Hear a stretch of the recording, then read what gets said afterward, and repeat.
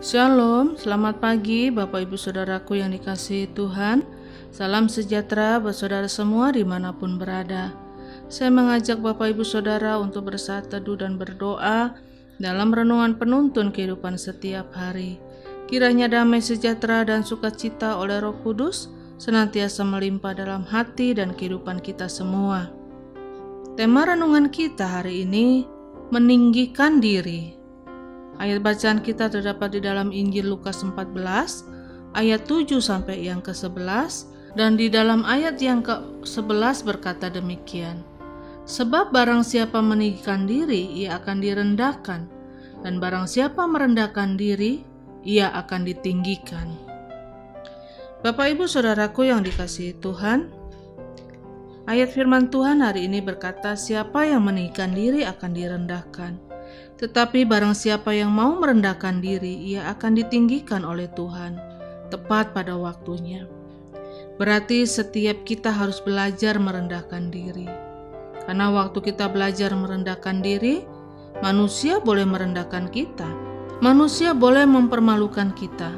Tetapi kalau kita tetap merendahkan diri di hadapan Tuhan, maka Allah sendiri yang akan mengangkat hidup kita dalam kemuliaannya.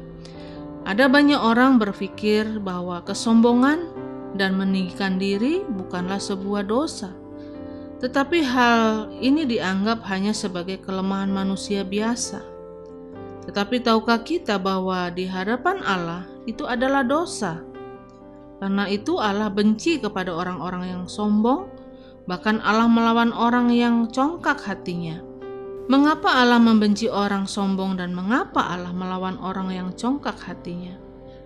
Yang pertama, karena segala sesuatu yang kita punya semua berasal dari Tuhan.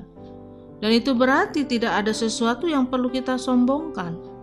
Dan kalau kita sombong berarti kita sedang mencuri kemuliaan Tuhan.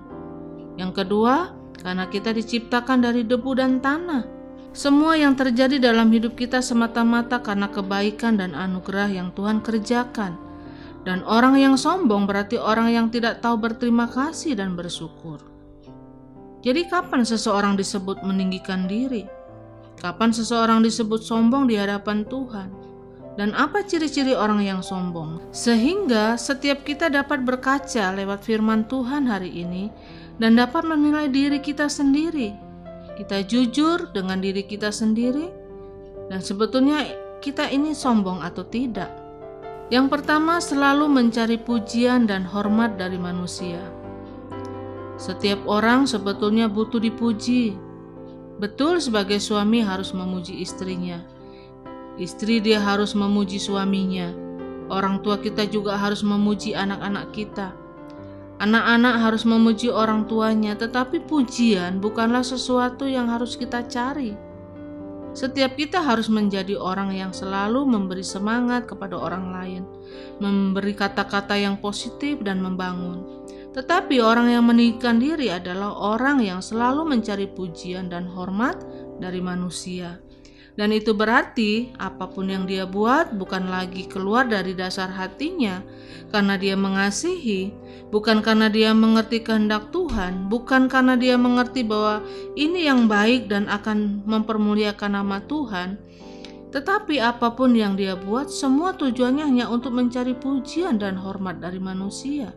Dan orang yang demikian akan kehilangan berkat yang seharusnya dia terima.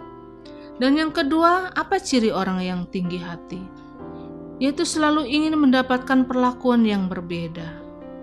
Orang yang meninggikan diri, orang yang sombong, selalu ingin dibedakan dari orang lain. Kita semua diciptakan sama oleh Tuhan.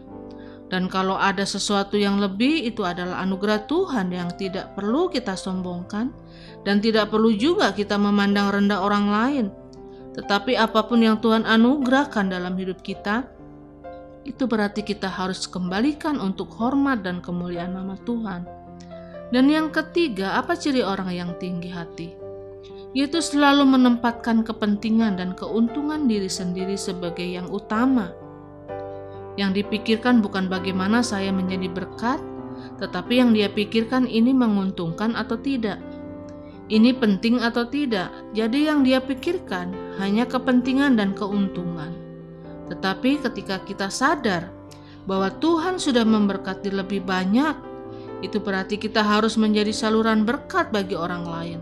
Jika kita punya sikap demikian, kita merendahkan diri, maka Allah akan mengangkat kita tepat pada waktunya. Karena itu Bapak Ibu Saudaraku yang dikasihi Tuhan, hari ini firman Tuhan kembali mengingatkan kepada setiap kita untuk hidup dalam kerendahan hati, bersandar kepada kuasa Tuhan, kepada mujizat Tuhan, berharap kepada anugerah, dan bersyukur untuk apapun. Karena kalau bukan Tuhan, kita tidak akan ada sebagaimana kita ada. Amin. Mari kita berdoa. Bapa di dalam kerajaan surga, dipermuliakanlah nama-Mu. Kami bersyukur buat pagi hari ini Tuhan, untuk firman-Mu yang boleh kami kembali dengar, kami renungkan Tuhan. Dan firman-Mu mengajar kepada setiap kami pada hari ini, bahwa sesungguhnya kami adalah orang-orang yang diambil dari lembah kebinasaan. Kami adalah orang-orang berdosa yang sesungguhnya tidak layak di hadapan Tuhan. Tetapi oleh karena kasih dan anugerah-Mu, Engkau mengangkat kami.